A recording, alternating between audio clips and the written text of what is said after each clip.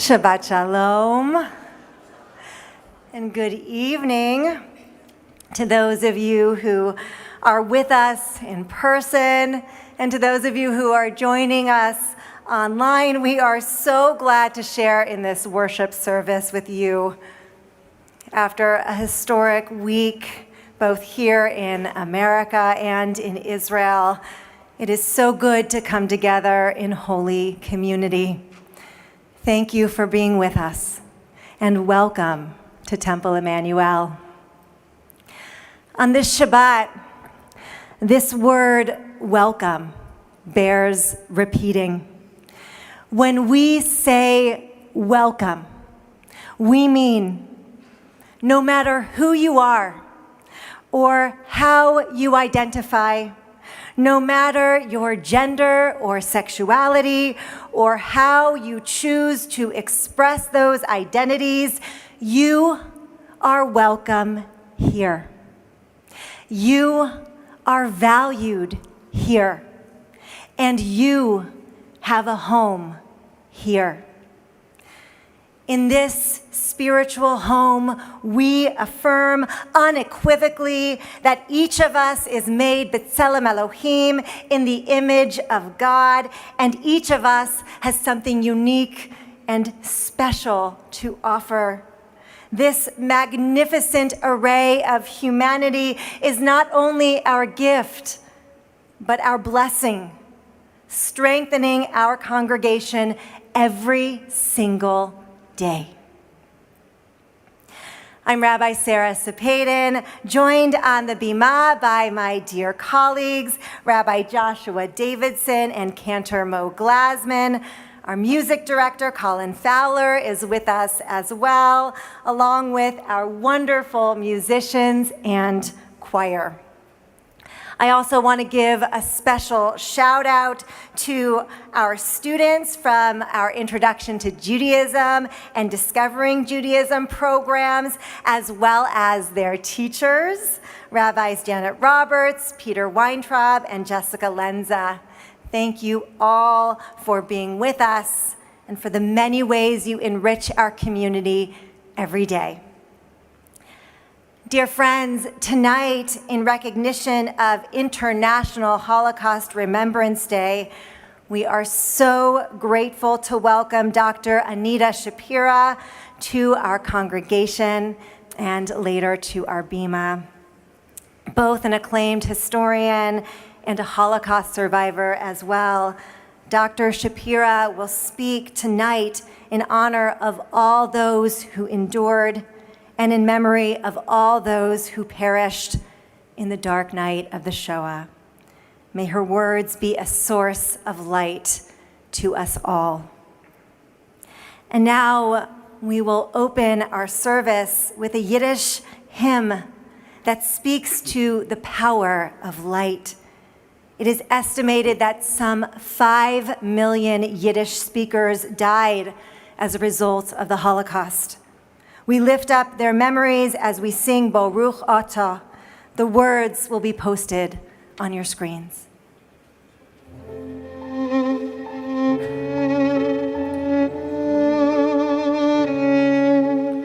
Baruch Atah, singt der Tate, und zieht der Licht, und die Straben bitte fallen auf sein blass Gesicht. Und a Feier heilig Teier von die Augen leicht, und der mit die Glieder hat sich ausgegleicht. Ohne Stadt, ohne Straße,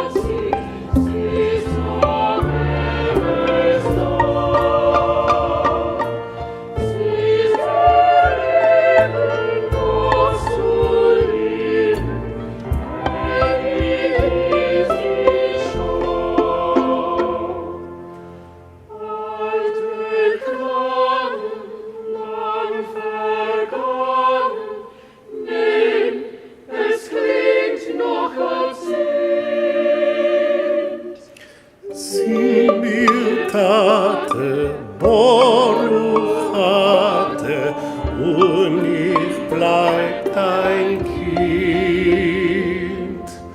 Baruch Ate, singt Tate, und erzieht die Licht, und die Strahlen mit dir fallen, euch sein Bleis gesiegt.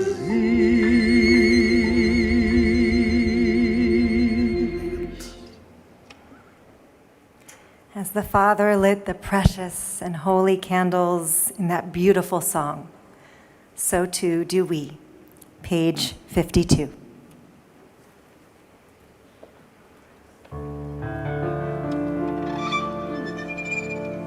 Baruch atah Adonai, Eloheinu melech haolam, asher kidishanu b'mitzvotav, v'tzivanu lehalik ner shel Shabbat.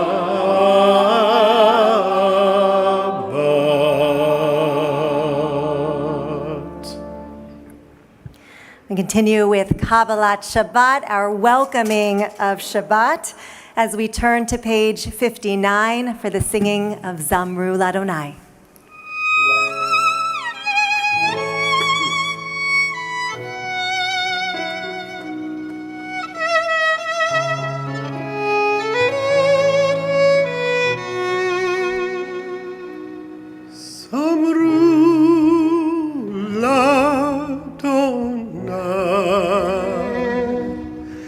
Zamru Ladonai bechinot.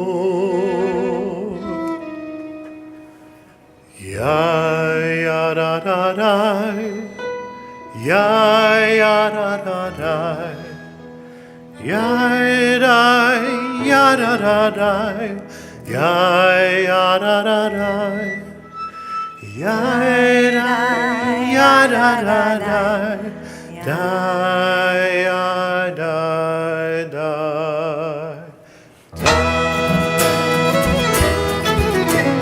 Die, die, die,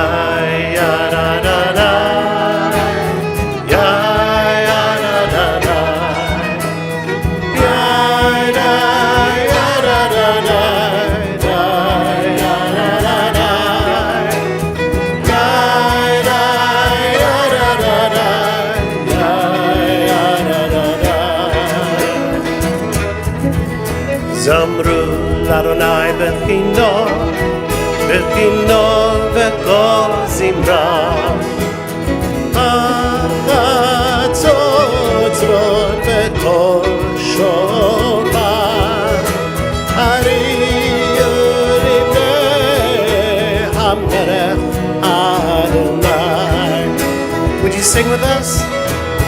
Ya ya da da da, ya.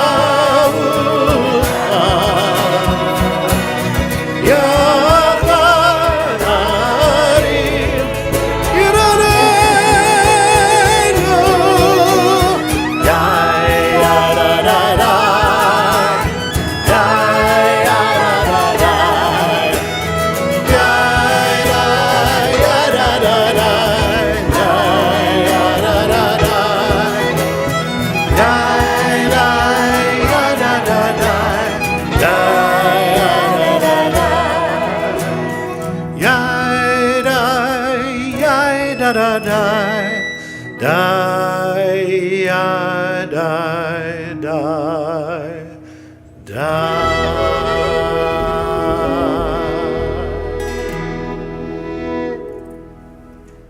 We turn to page 105 as we rise for our call to worship. Baruch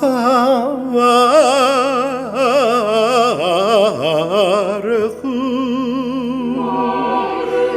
et Adonai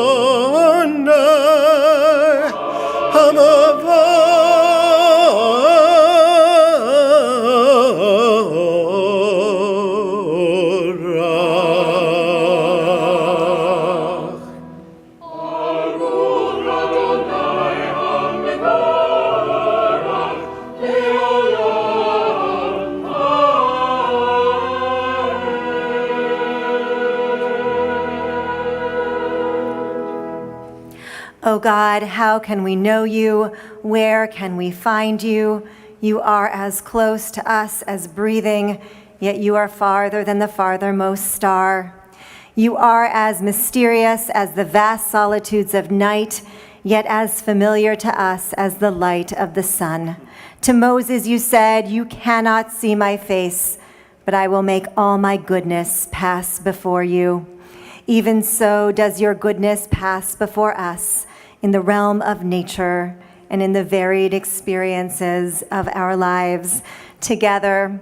When justice burns within us like a flaming fire, when love evokes willing sacrifice from us, when to the last full measure of selfless devotion, we demonstrate our belief in the ultimate triumph of truth and righteousness, then your goodness enters our lives, then you live within our hearts.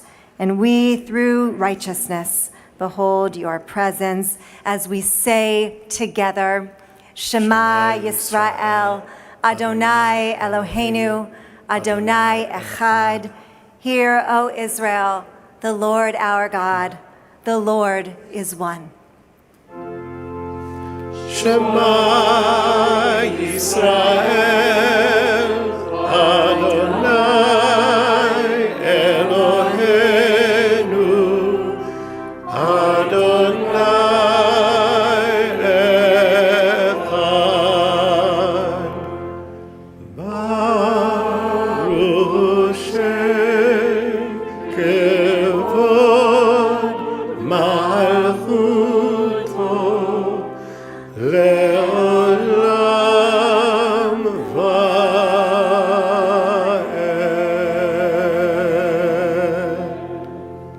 You may be seated. Thou shalt love the Lord thy God with all thy heart, with all thy soul, and with all thy might. And these words which I command thee this day shall be upon thy heart. Thou shalt teach them diligently unto thy children, and thou shalt speak of them when thou sittest in thy house, when thou walkest by the way, when thou liest down, and when thou risest up. Thou shalt bind them for a sign upon thy hand, and they shall be for frontlets between thine eyes. Thou shalt write them upon the doorposts of thy house and upon thy gates, that ye may remember and do all my commandments and be holy unto your God. I am the Lord your God, who led you out of Egypt to be your God. I am the Lord your God.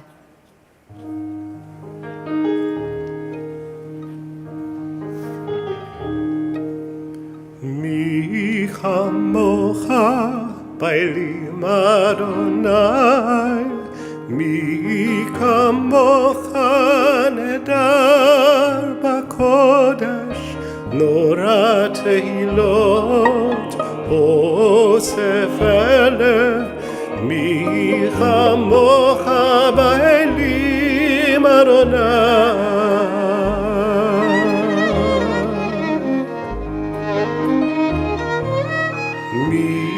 Chamocha bailim Adonai, mi kamocha nedar bakodesh, נורא תהילות אוסף אלך מי כמוך באלים אדוני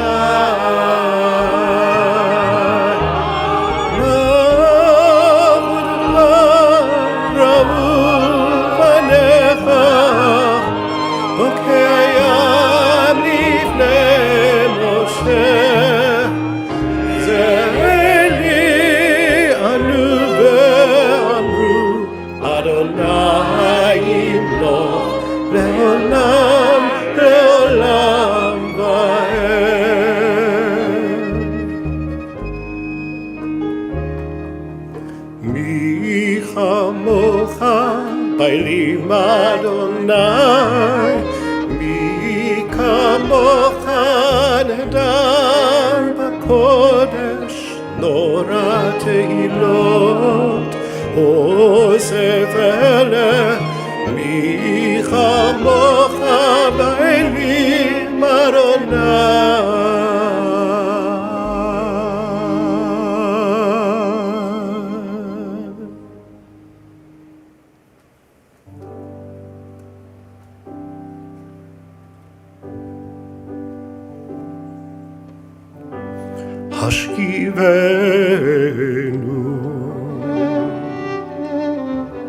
Hashkivenu,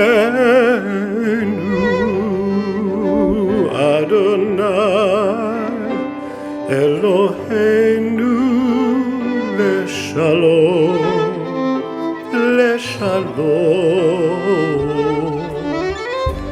Hashkivenu,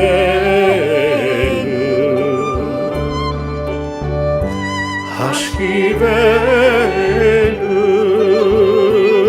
Adonai, Eloheinu leshalom.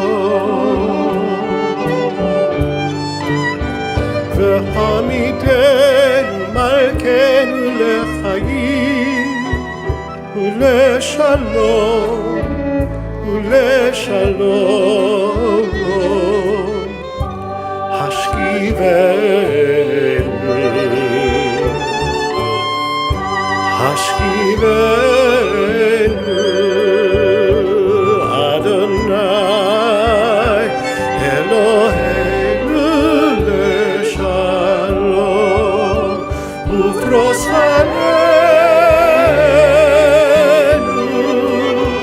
sukat shlomecha.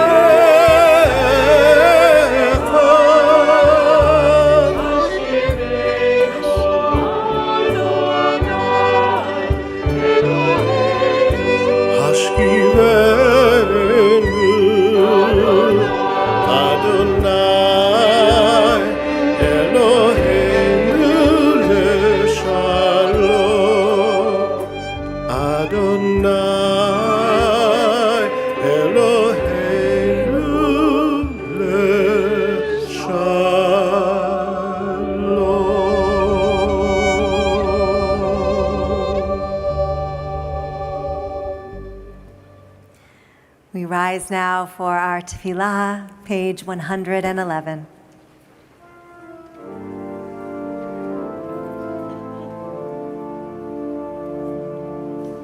Adonai sefatai tiftach ufi agi tehilatecha. Baruch atah Adonai Eloheinu v'Elohei avotenu v'imotenu, Elohei Avraham, Elohei Yitzchak, v'Elohei Yaakov, Elohei Sarah, Elohei Rivka, Elohei Leah, v'Elohei Rachel, Ha'el HaGadol HaGibor v'Nora, Elion Gomel Chasadim Tovim, v'Koneh HaKol, וזוכר חסדי אבות ואימהות, ומביא גאולה לפני בניהם, למען שמו באהבה. מלך עוזר ומושיע ומגן, ברוך אתה אדוני, מגן אברהם Vezrat Sarah. Eternal God, the power of your Spirit pervades all creation. When we open our hearts to you, we are filled with your strength, the strength to bear our afflictions, the strength to refuse them victory, the strength to overcome them. And then our will is renewed to lift up the fallen, to set free the captive, to heal the sick, to bring light to all who dwell in darkness. Add your strength to ours, O God, so that when death casts its shadow, we shall yet be able to say, O source of blessing, you are with us in death as in life. You may be seated.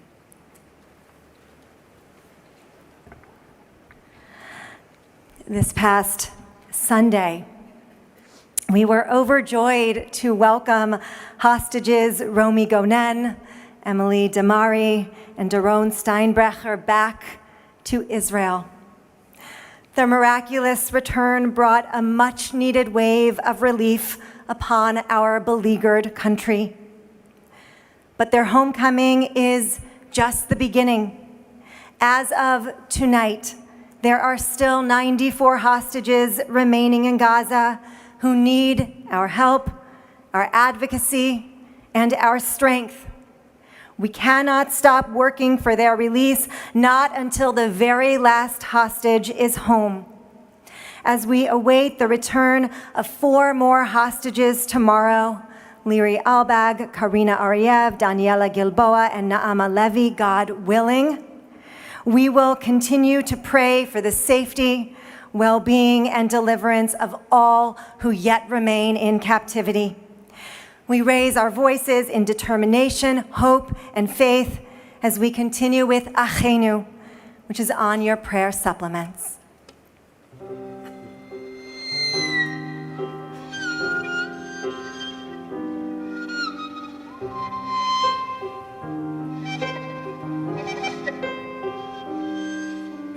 Brothers, sisters, all of Israel.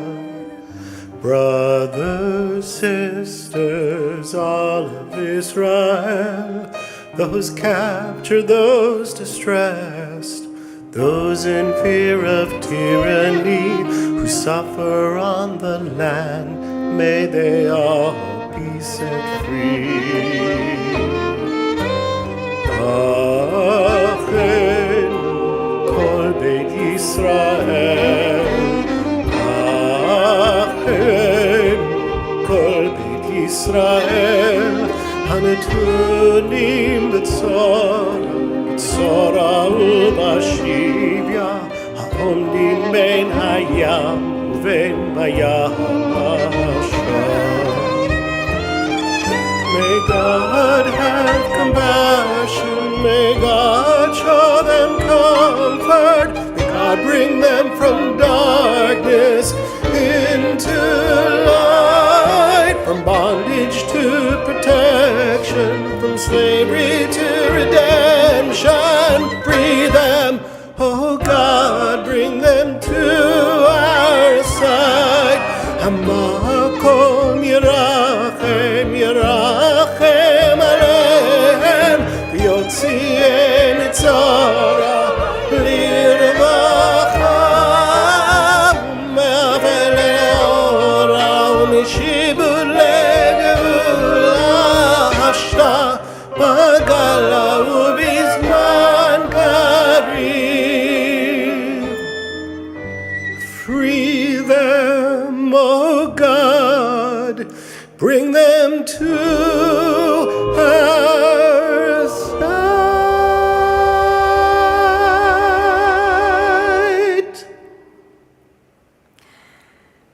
As we come to the Mishaberach, we turn our thoughts to those in need of healing, whether of body or mind or spirit. We hold close all those who are struggling with illness and all those whose lives have been touched by pain or sorrow. Tonight, we think especially of the communities in LA and now San Diego, where fires continue to burn and so many remain displaced. We mourn for the lost, pray for the wounded, and send our strength to the brave firefighters, first responders, and volunteers doing everything they can to help stem the flames, heal the land, and aid the victims of these disasters. We therefore take this moment to pray together for wholeness and restoration, as we ask that God speedily attend to every soul in need of renewal and every broken heart in need of repair. If there are people or communities you know who are in need of such blessings, I would ask you to say their names aloud now so that they too may be woven into the fabric of our prayers.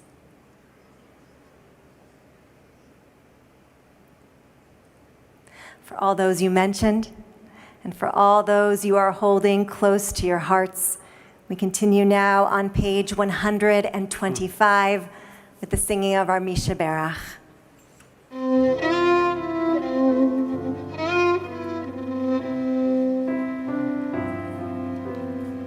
Misha Berach Avotenu L'kol habracha le'imotenu. May the source of strength who bless the ones before us help us find the courage to make our lives a blessing, and let us say Amen. Misha Berach imotenu L'kol habracha le'avotenu. Bless those in need of healing with Refuah shleimah, the renewal of body, the renewal of spirit, and let us say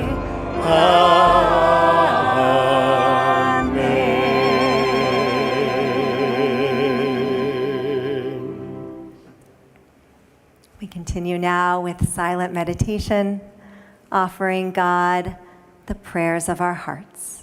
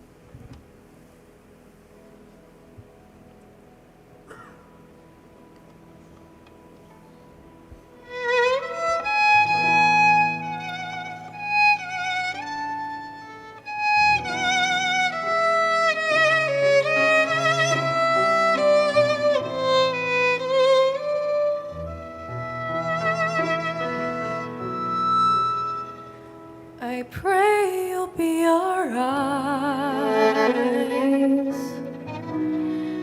and watch us where we go, and help us to be wise in times we do not know. Let this be our prayer when we lose our way.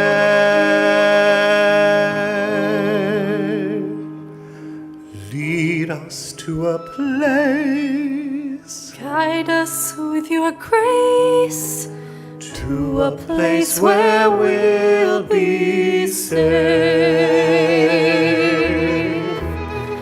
Niskele o Hashem. Pray we'll find your light מזבע מטובך. and hold it in your heart. When stars go out each night, ישועתך. שמע תפילתנו. let this be our prayer. גם בצרה. When shadows fill our day, lead us to a place. guide us with your grace. Give us faith so we'll be saved. Sim ba'olam shalom tova uvracha, olam emet shalom mishpat v'tzedek, v'rachamim al kol b'nei britecha, ben goyei olam shalom v'reu. Av harachamim We ask that life be kind rachem aleinu, and watch us from above. Hakem aleinu, We hope each soul will nefesh find kol chai. another soul to love. Let this be our prayer. Let this be our prayer. Just like every child, Just like every child needs to find a place. Guide us with your grace. Give us faith so we'll be safe. Ani ma'amin be'emunah shleimah, b'yeshuatecha.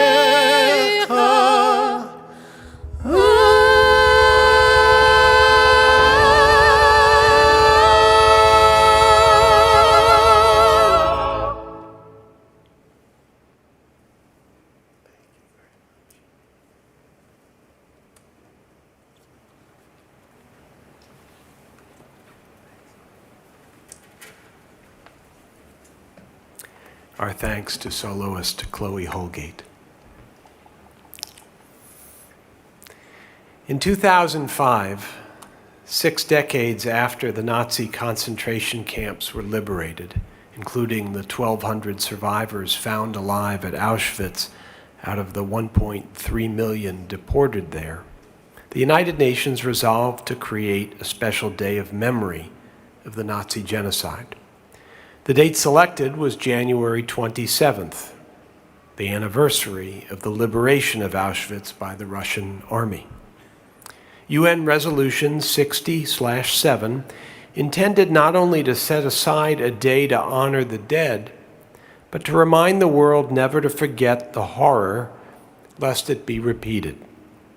So tonight, in anticipation of Monday's anniversary, and in the long shadow of October 7th, the worst single day of slaughter of Jews since the Holocaust, we pause not only to remember those who perished in the Shoah, but to keep alive the memories of their suffering and these two familiar societal forces that allowed for it: the passive acceptance of authoritarianism, the demonization of minorities, the promulgation of nativist rhetoric, and policies that denied thousands of asylum seekers refuge, instead sending them back to their deaths.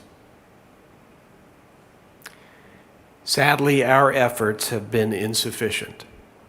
Statistics indicate that 1 in 5 Americans between the ages of 18 and 29 believes the Holocaust is a myth. And half of those who believe it did occur think the death toll was under 2 million. an appallingly low number understand the history of Jews in Israel, which, had it existed as a state 80 years ago, could have saved a third of our people. And of course, Israel, and by extension us, descendants of those murdered, we have been accused of genocide ourselves. Dr. Amidah Shapira, one of Israel's most distinguished historians, has made it her life's work to fight such misinformation and disinformation, and to study and write about the history of Zionism and Israel. But Dr. Shapira is not only a scholar, she is also one of the dwindling number of Holocaust survivors who can bear direct witness to the horror and the price we pay for the world's ignorance. She was just a toddler when, in the dead of night, her mother carried her over the red brick wall topped with glass shards and barbed wire that surrounded the Warsaw Ghetto and handed her to a stranger. The next morning, Amidah woke up in a convent where she was sheltered in safety until the end of the war. Her parents did not survive, but she was adopted by a Jewish couple who took her with them to Palestine in 1947. She still recalls her adopted mother waking her that day in May 1948 when the establishment of the State of Israel was declared. Since then, she's written, I've lived for Israeli history. In the course of doing so, she founded the Yitzhak Rabin Center, served as professor of Jewish history at Tel Aviv University, and headed the Weizmann Institute for the Study of Zionism. She is the author of 7 books, editor of 4 more, and winner of both the National Jewish Book Award and the Israel Prize. We are profoundly honored to welcome her tonight. So grateful for her commitment to the transmission of our history, door to door, from generation to generation, lest we and so many others forget it. Please welcome to our bima Dr. Amidah Shapira.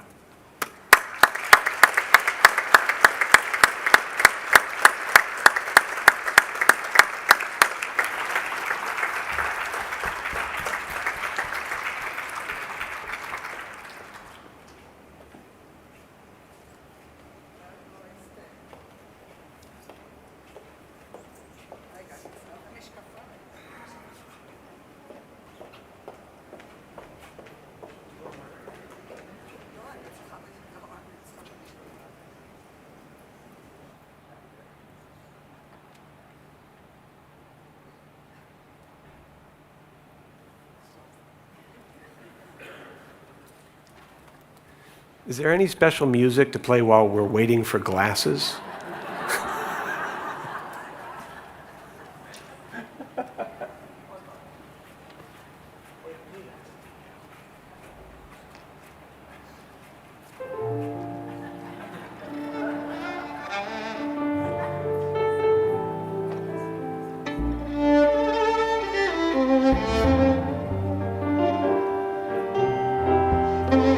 This is called Misty.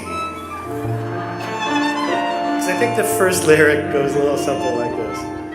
Look at me, I'm as helpless. Something like that, right? It's your generation, not mine, you would know.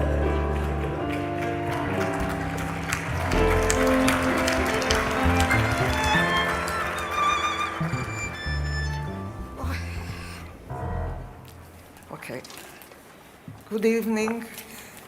It's okay, take your time.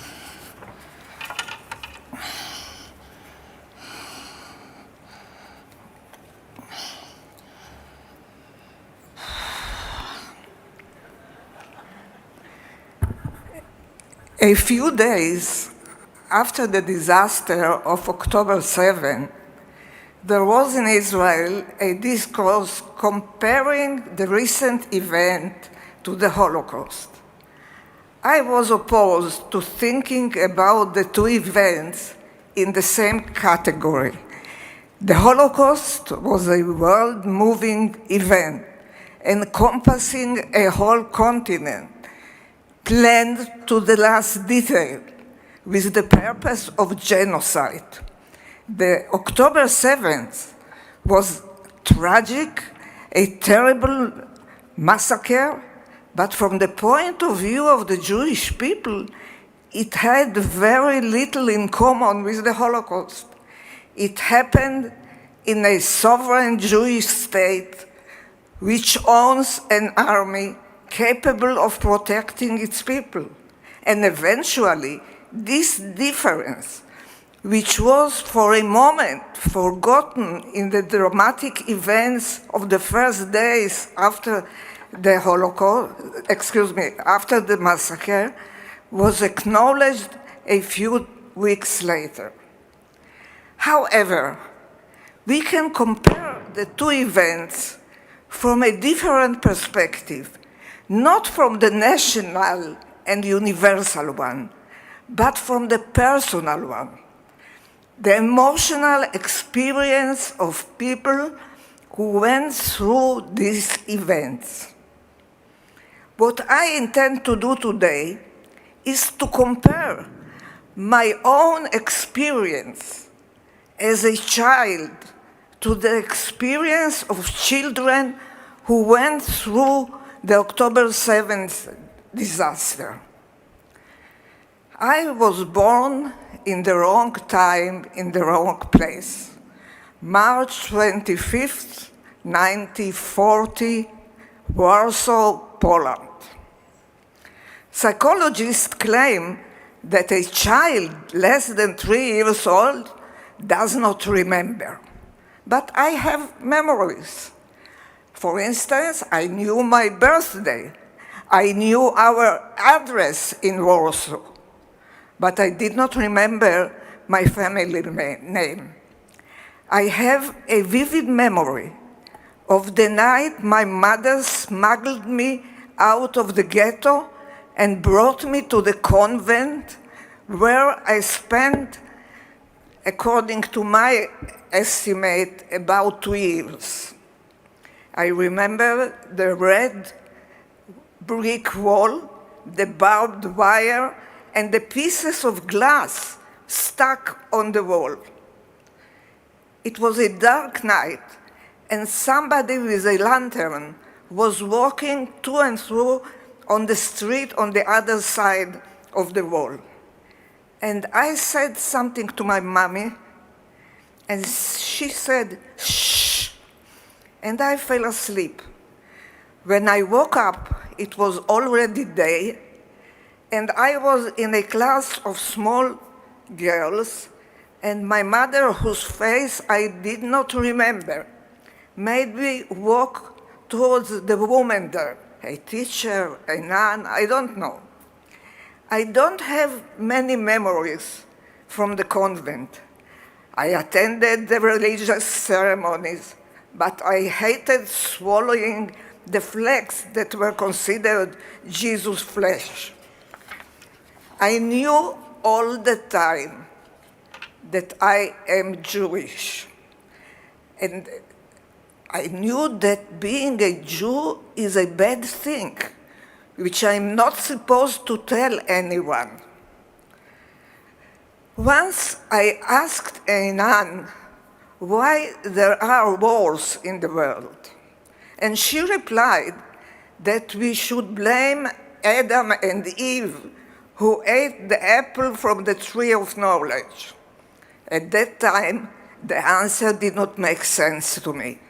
But eventually, I think maybe she was right. I asked the question because my mom had told me that my father, who had been immobilized in the Polish army and vanished in Russia like millions of people, would be coming back to fetch me from the convent at the end of the war. I have a birthmark on my shoulder, and my mother told me that she wrote to him about it, and that in order to identify me when he comes back. Eventually, at the end of the war, Jewish soldiers in the Polish army came and took me from the convent to a Jewish orphanage. They took me in a lorry. Were there other Jewish children on the trip? Maybe, I don't remember. I fell asleep and woke up in the orphanage. The teacher said something to me that meant that I am Jewish, and I was frightened and insisted that I am not Jewish. But he smiled and told me, we are all Jews, you are safe. Sometimes later, a woman came to the orphanage and took me with her. Was she a friend of my mother who promised her to take care of me until my father returned from Russia? Probably. Was she Jewish? I don't know. She took me with her to Lodz. On the way to Lodz, we passed through the ruins of Warsaw, and the image of the complete destruction of the city stuck in my memory. The woman was not a nice person, and he showed no warmth to the little girl. Soon enough, she got tired of taking care of me, as my father did not return from Russia. She gave me away like a package of goods to another friend of my mother. This is my assumption, as the woman with whom I stayed now was an officer in the Polish army, a beautiful young woman who did show the little girl the warmth that I missed. She arranged for me a blanket near the stove to sleep on. She used to hold me on her knees, and the rough wool of her gallifet trousers was not pleasant to my thighs. There came a moment when this young woman decided that my father apparently won't return, and she let the Jewish committee know that she would like to give the girl for adoption. One day, a delegation from a family who was interested in adopting a child came to inspect the candidate. Later, I was told that they heard about a little girl that was getting lost, and as they were looking for a girl and a young one, I fitted their expectations. They took me to their house. They had spent the war in Russia and had returned to their town in eastern Poland, hoping to find family members, survivors. They found a land empty of Jews.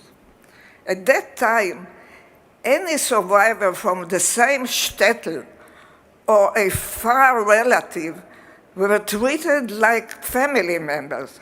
So few survived. They left eastern Poland and moved to Lodz, where a Jewish center was established. After the inspection in the house of the beautiful officer, they took me to visit their home.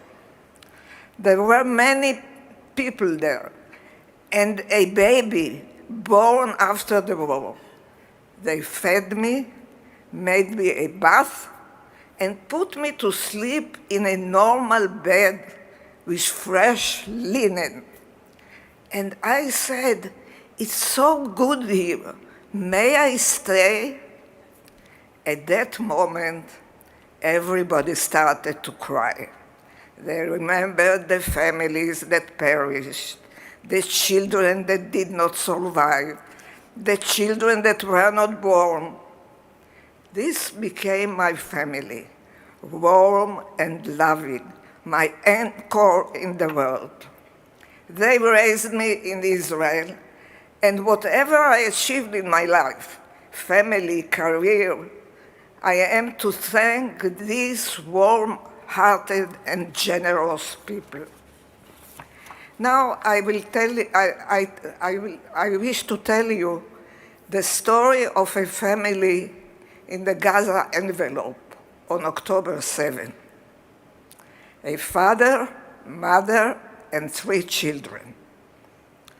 On the morning of that day, at 6:30 in the morning, they woke up to the sound of missiles falling. The mother and the children went immediately to the sheltered room, and the father, who was a news photographer, went out to take photos. In the film of his camera were found photos of parachutists that were at that moment invading the kibbutz.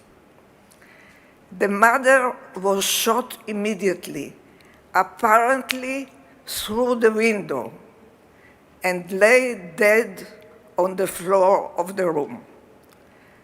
The eldest boy, 9 years old, called his father, who returned home immediately, took the youngest girl, 4 years old, in his arms, and the other kids followed him. Apparently, he intended to take them to the car and go somewhere safe.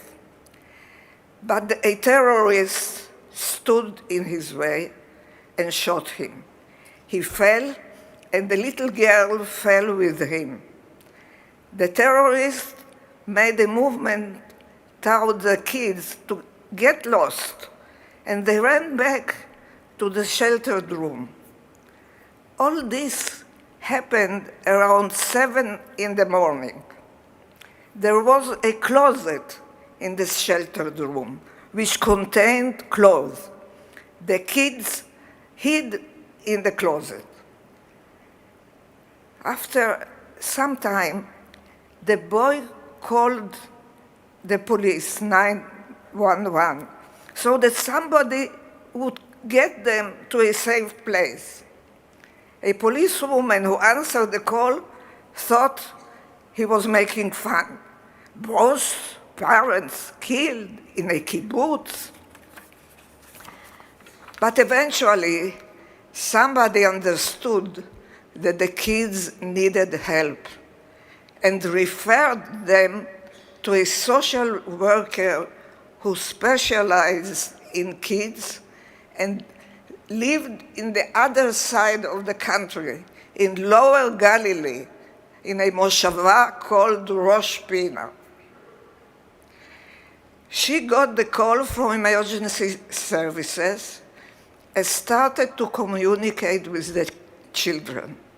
The time was approximately 9 o'clock. People all over the country still did not realize what was going on in the Gaza envelope. It was a holiday and people slept late. She, the social worker, whom I will call Yael, because I interviewed her and I promised not to disclose her name.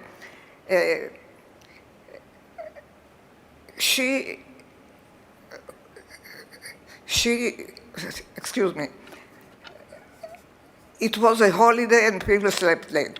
The defenders of the kibbutz were heavily outnumbered by the attackers, and the kibbutz was overrun by Hamas. The trails of the kibbutz became a death zone. No help was available for the children.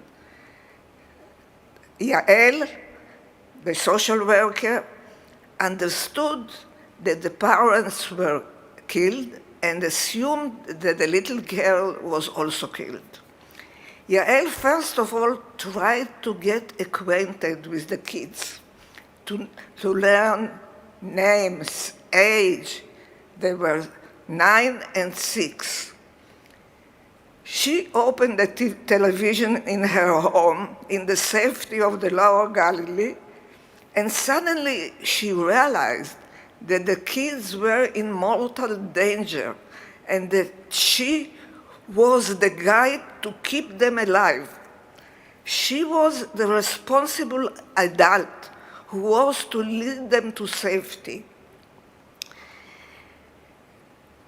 There was a problem of time. How long was she going to talk with them? She assumed it would be half an hour, an hour. Who would come to save them? What about the Hamasniks in the streets, outside? And there were practical, immediate problems. There was the problem of water. In the closet, there was no water. She instructed the boy a number of times when the area was quiet to get out of the closet and get them water. Suddenly, someone knocked at the door. She told them not to open the closet and to keep quiet. Probably the Hamasniks saw the body of the mother and decided that the house was empty. Then there was the problem of the charger. The battery of the telephone was running low. She asked the boy if he knew where they kept the charger. He said that it was in the kitchen. Can he run fast and bring it to the shelter room? But in order to do that, the child had to pass near the body of his mother. Would he be capable of doing it? The little girl, was afraid for him to go out of the sheltered room. Eventually, the boy was brave and did it. In the meantime, he reported that he smelled smoke. Yael called the grandfather, who was enclosed in another house in the kibbutz, and could not rescue his grandchildren. And he informed her that the whole kibbutz was in smoke. So she made a plan with the boy what to do if the terrorists put the house on fire. Luckily, they did not have to implement this plan. The hours passed by.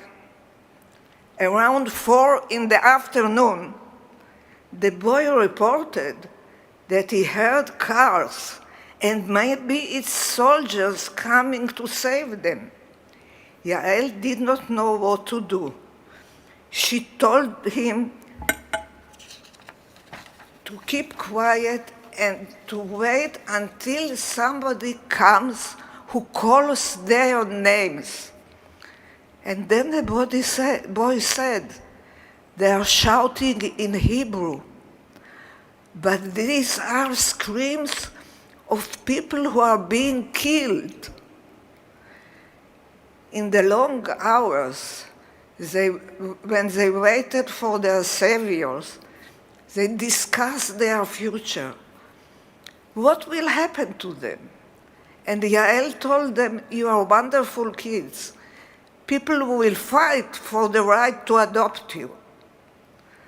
The 6-year-old girl mourned her little sister, who they thought was killed.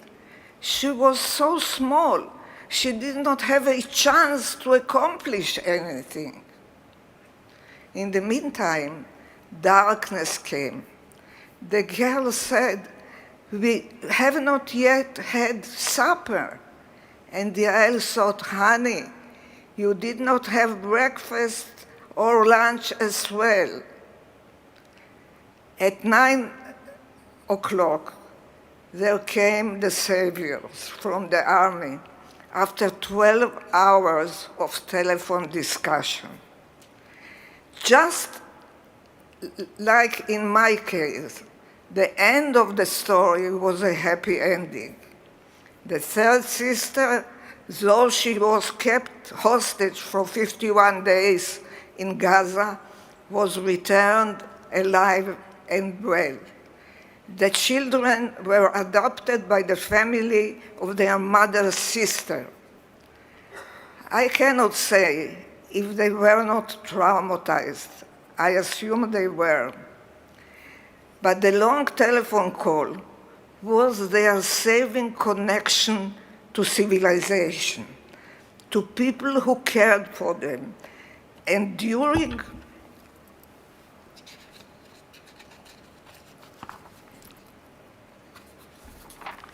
that terrible day gave them a feeling that they can continue to be children, that an adult was taking care of them. The October 7th was neither Holocaust nor a pogrom, but it was a massacre during which people experienced the fear, terror, and helplessness that characterize survivors of the Holocaust. Those children in the closet experienced what Anne Frank experienced and what I experienced. In the Holocaust perished about 2 million Jewish children. Sometimes I think about those kids. Did they know that they were going to die? Did somebody mourn them?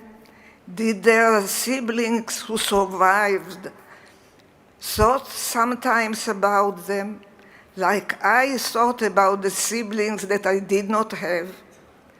When my daughter reached the age of 2 years, I was following her with my eyes and thinking, this is how I looked when my mother left me in the convent.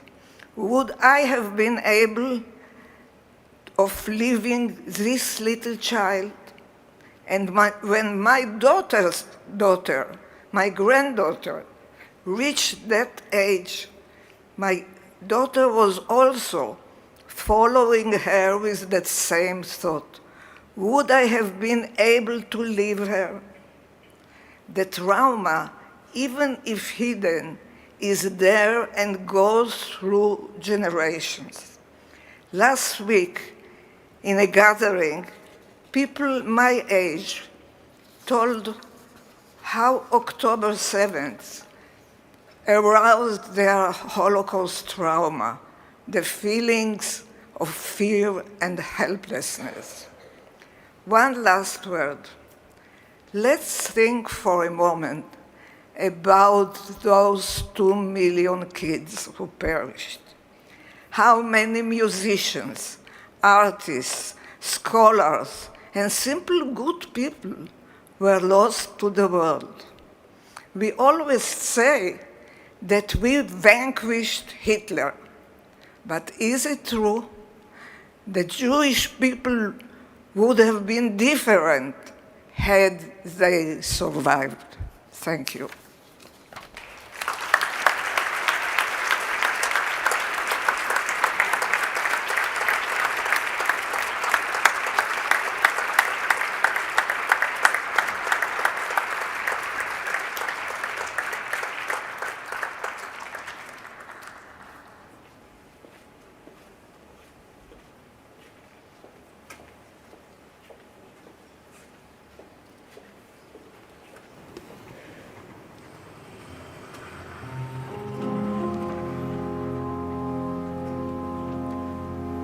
Let us adore the ever-living God. We render praise unto you, who spread out the heavens and established the earth, whose glory is revealed in the heavens above, and whose greatness is manifest throughout the world.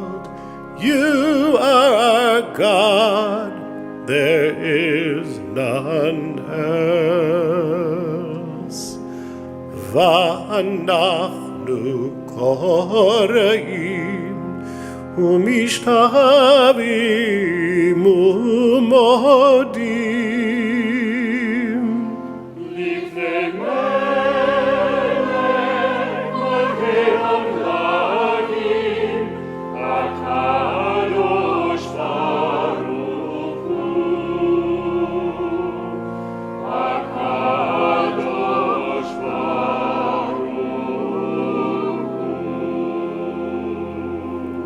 ונאמר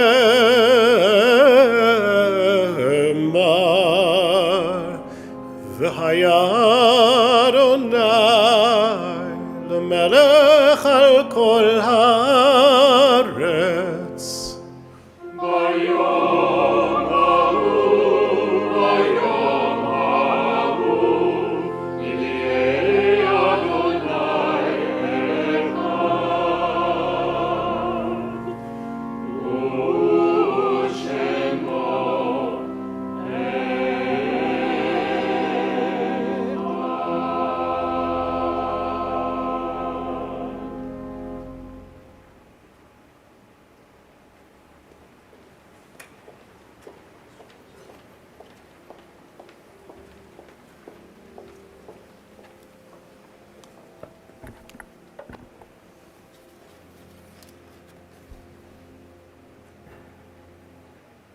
Zionist pioneer, poet, and paratrooper Hannah Senesh was only 22 when she was captured and killed by the Nazis after parachuting into Hungary to save her community. In 1944, she was executed, but her heroism and her poetry live forever. Page 244. Yesh Kochavim. There are stars up above, so far away we only see their light long, long after the star itself is gone. And so it is with people that we loved. Their memories keep shining ever brightly, though their time with us is done. But the stars that light up the darkest night, these are the lights that guide us. As we live our days, these are the ways we remember. We name and love these of our congregational family who have died in recent days or whose yahrzeits occur at this time of year. Lawrence Bruce Adelman, Rose Algaze, Zelda Hodesh Black, Elsa Olivia Blay, Louis Book, Eva Boosin, Edith M. Brilloff, Ann Briskman, Elizabeth Brody, Barbara Ellen Brooks, Millie Brown, Beatrice Burak, Sherman Cohn, Gussie Fenmore, Mike Fisher, Abraham Fuhr, Harry Friedman, Arthur Gleit, Marilyn Goodman, Stanley Heller, Dorothy Herman, Peter Jacobson, Simon Gerald, Robert Kabnick, Molly Kenholz, Mary Kestenbaum, Maxwell Kleiman, Alfred J. Coppell, Nancy Coppell, Harriet Kupferberg, Robert N. Landis, Samin W. Lesser, Lillian Levand, Adam Levy, John Peter Liggett, Frank Mascari,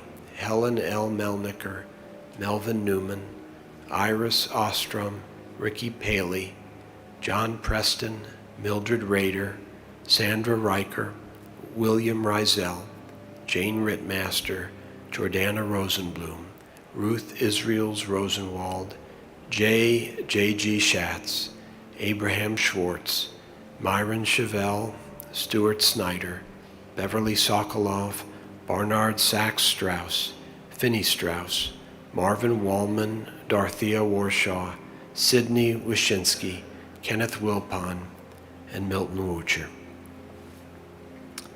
If you have suffered a recent loss, we invite you to please rise.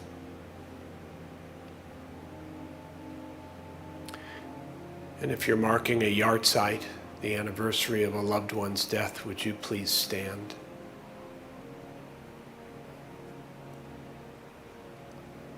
And now, as we take their loved ones as our own and recall all who perished during the years of the Shoah, we stand together. Page 245. Yitgadal v'yitkadash shemei Rabbah V'alma divrach Yerute v'amlich malchute, b'chayachon uvyomechon uvchaye dechol beit Yisrael, b'agala uvizman kariv v'imru amen. Yehi shemei rabba mevorach le'olam u'lalmei almaya, Yitbarach v'yishtabach v'yitpa'ar v'yitraman v'yitnaseh, v'yithadar v'yitaleh v'yitalal shemei dekudasha brichu. La'ela min kol birchata v'shirata, tushbechata v'nechamata, damiran bi'alma v'imru amen. Yehi shalama rabba min shemaya, v'chayim aleinu v'al kol Yisrael v'imru amen. Oseh shalom b'mromav, hu yaseh shalom, aleinu v'al kol Yisrael v'imru amen. May the source of peace send peace to all who mourn, comfort to every grieving heart. Amen. Please be seated. O Lord, my God, I pray that these things never end. The sand and the sea, the rush of the waters, the flash of the heavens, the prayer of woman and man.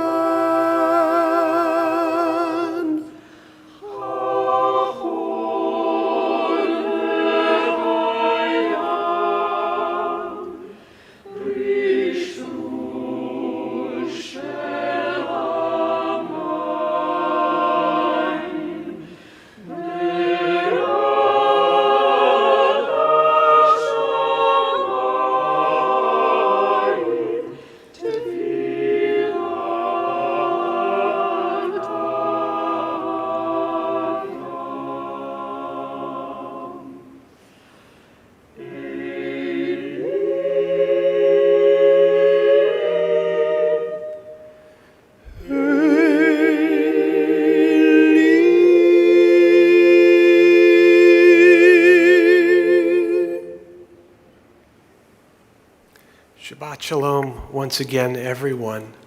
And again, our deepest thanks to Dr. Amidah Shapira.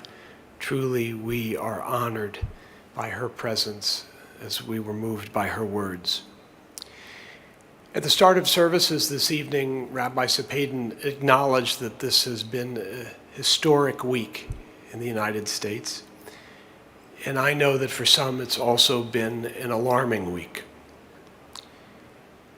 A congregant approached me 2 nights ago and said, I am so distressed and I do not know what to do. And I answered her, I am pretty certain that opportunities for involvement will present themselves. But until then, don't ever forget that the values that are precious to you, of justice, of kindness, of care for the stranger, of the equality of every human being and the preciousness of every human being in the eyes of God, are any less true today than they were before. You keep believing them and you keep speaking them. And for now, that is what you can do. We'll be speaking them again tomorrow morning, 9:15, Torah study, services at 10:30. Information about all the opportunities that are available here and at our downtown campus is available on our website, emanu-elnyc.org. But of special note, next Friday night at 6, we hope you'll return for another moving service recognizing International Holocaust Remembrance Day, as we welcome Menachem Rosensaft, who is the founding chairman of the International Network of Children of Jewish Holocaust Survivors, and the author of the newly published volume, Burning Psalms, Confronting Adonai After Auschwitz. And on February 2nd, a wonderful concert featuring our own Cantor Glassman. Finally, if you're looking for a way to support those impacted by the fires that continue in and around Los Angeles and now San Diego, we hope you'll participate in our own supply drive. Information about that is also on our website. Lastly, if you are registered for our Introduction to Judaism dinner, after services conclude, we hope you'll proceed directly to the 4th floor. The elevator is in the 65th Street lobby. The rest of us are welcome to an oneg in the 5th Avenue lobby. In preparation, Kiddush and Motzi on page 246. Baruch atah Adonai Eloheinu melech haolam borei peri hagafen.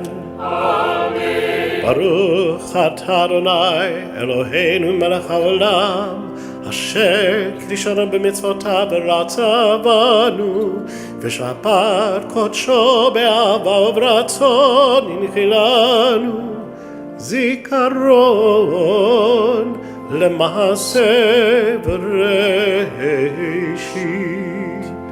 כי הוא יום תחילה למקראי קודש זכר יציאת מצרים כי בנו בחרת אותנו מכל העמים ושבת קודשך באהבה וברצון הנחלתנו. ברוך אתה אדוני מקדש השבת.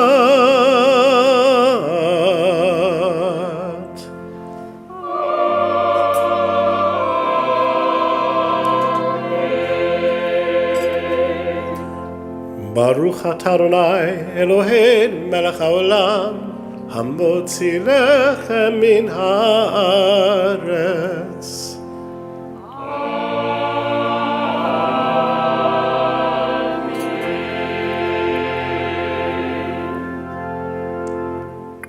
We close with Hatikva, page 262. Please stand.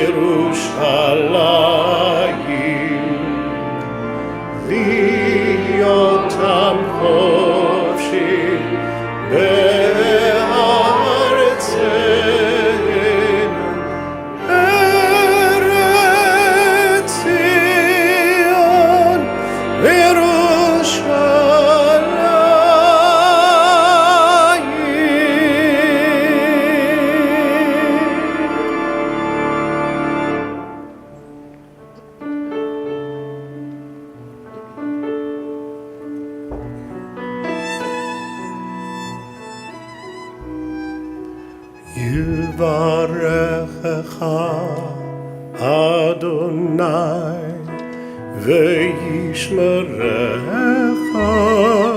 May God bless us and watch over us.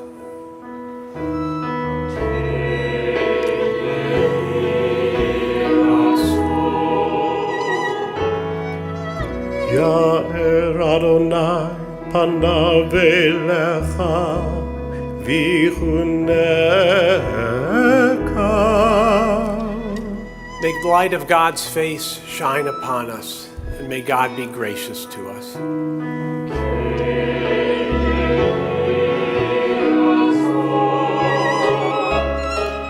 יישא אדוני פניו אליך וישם לך שלום. May God's presence surround us and strengthen us and bring us peace.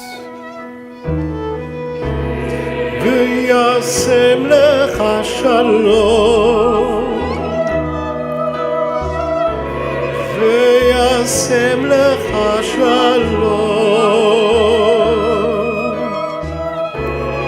וישם לך שלום.